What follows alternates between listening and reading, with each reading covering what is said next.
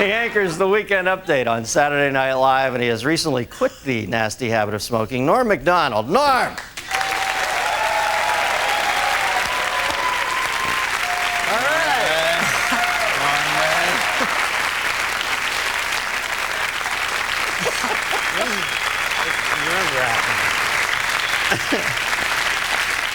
Now, you're a young iconoclast, Norm. You know, the kids, they get you. What? I was going to wear a suit, and I don't need to. I like this whole D.B. Cooper look for you, man. This is... Now, is he the guy that jumped out of the plane? No. He's married to Alice Cooper. Now, the thing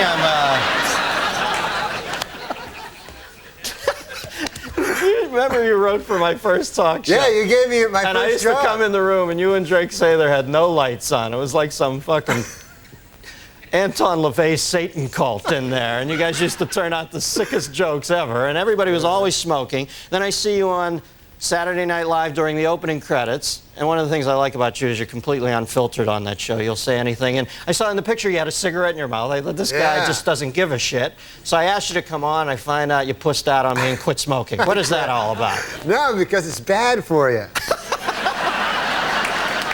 They have these fucking things on the side. You have to read the fine print where it says, it's bad. Now, when did you first start smoking? I started smoking when I was a kid, like when I was, I think I was like 14, and I thought, I'll look really cool like if I start smoking, because I didn't get along with anybody. So I started smoking. Wouldn't you know it, I did look cool. All of a sudden, all these broads like me and everything. Not broads, but ladies, girls, women. And it was hard though, man, because I was guilty about it all the time I smoked, because I always thought, I always knew it was bad for me, you know? Like, even though some guys will say that it's good because their uncle lived long or something and he smoked, and they'll go, hey, what about, that old guy, Bert Mustin, what about that guy, And then he just because he lived long, that doesn't mean anything, right? That's just one guy. You can't, just because Bert Mustin lived long, you're all of a sudden... You did your master's thesis on this, didn't you? Now, did people bother you a lot when you're smoking? Were people pissed off when... Yeah, people don't like when you smoke, They're bothered, like... I gotta admit, though, secondhand smoke is bad. Like, I don't like... When I smoked, I didn't like secondhand smoke. Yeah. I like that first-hand smoke, because you get to suck it right out of the cigarette, And the secondhand... Any fucking thing that's already been ingested by someone is not as good, You know what I mean? Like a pork sandwich is delicious, but after a digested pork sandwich, that's fucking shit.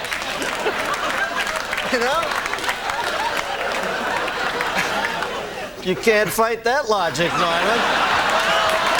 You cannot.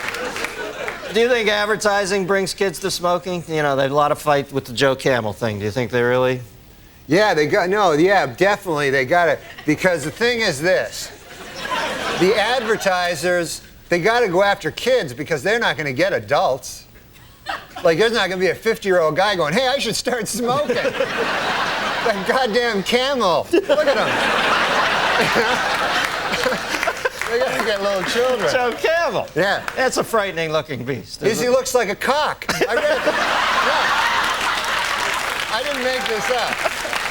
And I know you don't mind first-hand cock, but... You don't know that. Don't say that. I know how this stuff happens, man. Because a buddy of mine worked on Saturday Night Live, and he said he was a fag once, as a joke. And then he said everybody comes up to him and saying, are you a fag? Gay man, I mean? Show about smoking. They thought you meant the British word for cigarette. All right. Exactly. Can I bum a fag? That's what they say in England. Where else? All right. The thing about Joe Camel looking like a cock, Dennis. Oh, yeah. I lost my train of thought. Thanks for bringing me back. This is what I've noticed. He doesn't even look like a fucking camel. He looks so much like a cock. Because you know how it's usually subliminal? Yeah. Where you have to find the cock, right? This character, you have to find the goddamn camel.